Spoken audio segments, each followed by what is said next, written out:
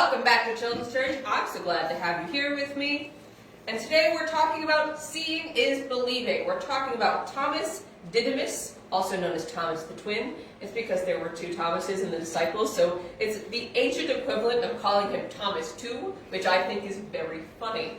But the fancy version is Thomas Didymus, which is the ancient Greek word for twin or conjoint. We're in the book of John, Big John, not one of the three Johns. So we're in the book of Big John. We're in chapter 20, verse 24. But one of the 12, Thomas, called Twin, was not with them when Jesus came. So the other disciples kept telling him, "We have seen the Lord." But he said to them, "If I don't see the mark of nails in his hands, put my finger into the mark of the nails, and my hand to his side, I will never believe." After 8 days, his disciples were indoors again, and Thomas was with them. Even though the doors were locked, Jesus came and stood among them. He said, "Peace to you." Then he said to Thomas, "Put your fingers here and observe my hands. Reach out and touch my side. Don't be an unbeliever, but a believer." Thomas responded to him, "My Lord, my God." Jesus said, "Because you have seen me, you have believed. Those who believe without seeing are blessed." Jesus performed many other signs in the presence of his disciples that are not written in this book. But these are written so you may believe Jesus is the Messiah, the Son of God, and believing, you may have life in his name. So, Thomas is actually one of my favorite disciples. Hear me out.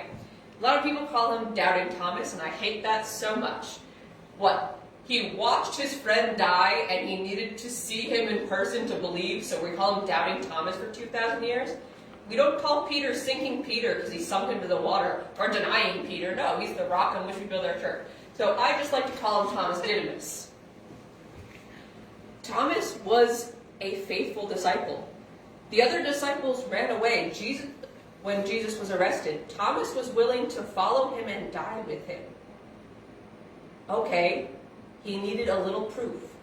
And yes, Jesus said, "Now that you have seen, you have believed." And he said that those who believe without seeing are blessed. He didn't say that Thomas had done anything wrong. When Jesus wanted to say that something was wrong, he didn't leave it up to interpretation. He was very clear. He said something was more right, but he never said that what Thomas did was wrong. He said that there will be blessing for believing without seeing, but not that there was a curse for seeing and believing.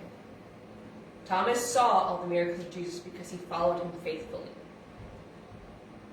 And Jesus never said there was anything wrong with him needing to see him alive again to believe.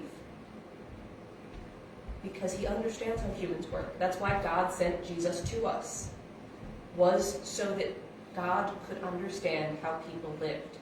Jesus never judged Thomas for needing proof. So neither should we. And I don't think we should blame ourselves either.